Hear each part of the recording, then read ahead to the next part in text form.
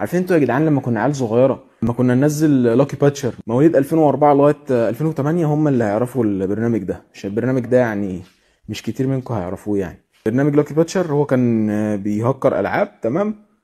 بس كان تهكير العاب اللي هو بدوسة زرار حرفيا، والعاب بقى بسيطه اللي هي زي صابوي والكلام ده. فكنا دايما بنستخدمه، نخش نبقى متحمسين بقى وما اعرفش ايه، ونهكر صابوي، تتفتح كل الشخصيات، مفاتيح ما بتخلصش وما اعرفش ايه، وسكيت بوردات وكل حاجه. بقى جيمين يوم يا عم، حرفيا كنت بمسحها. خلاص انا زهقت، مفيش حاجه، مفيش تحدي، مفيش، فاهم انت؟ مفيش حاجه، مفيش الباشن اللي يخليك تكمل لعب، فاهمني؟ مفيش حاجه تدفعك انك تكمل لعب عشان تجيبها. خلاص انت فتحت كل حاجه، انت كل حاجه بقت معاك. فخلي بالكوا، يعني ممكن تبان لكم حاجه تافهه، بس والله العظيم دي رول من الرولز بتاعت الحياه. والله العظيم بجد، يعني دي رول كبيره قوي كمان من الرولز بتاعت الحياه، ان يبقى في تحديات وفي صعاب.